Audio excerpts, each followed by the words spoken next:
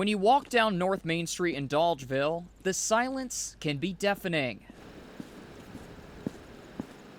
It's sad to look at what used to be a bunch of homes. Sarah Wxxa owns one of the dozen or so homes still condemned on the street, which is lined with houses with red X's. Some so overgrown you can barely make them out on the front door. There's no hope of coming back or rebuilding. It's just here. The village was one of several in the Mohawk Valley that experienced significant flooding on Halloween of 2019, turning the normally calm East Canada Creek into a raging river. Everybody got a knock on the door saying, get out now. I really didn't know until the sun rose what was going on. I thought maybe we'd have a foot of water. When the sun rose, I saw everything underwater and realized that I probably wasn't coming back again, and we have never come back to live here since. But what the damage left behind won't show you is the strength and support of the community. It's a wonderful little village. There's just so many groups that get together and support every effort, but especially when people are suffering.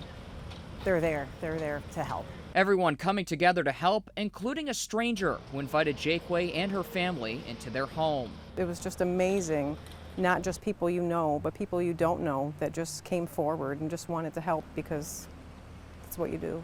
Days after the floodwater receded, that support shown through a community-wide cleanup effort. It was an amazing effort by everyone.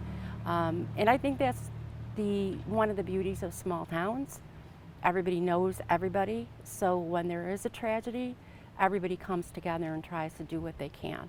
But that community strength and resilience was put to the test months after the storm passed. Hoping for federal aid, the village learned in early 2020 that FEMA denied individual assistance, putting potential buyouts in doubt. But well over a year after that FEMA decision, there's hope again on the horizon that the federal government will come through to provide buyouts and some much-needed relief to those flood victims of 2 years ago. When this pool of money came through, we jumped on it. The village getting the opportunity to receive over $3 million in funding to go towards home removals. Dolgeville Mayor Mary Puznowski says that funding has already been approved by the State Department of Homeland Security and Emergency Services, as the village awaits a decision from FEMA. I'm very hopeful because that was a big hurdle getting through Homeland Security. They were the facilitators for this grant, and I think that is very promising that we made it this far. And while the flood victims have found new places to live in the years since,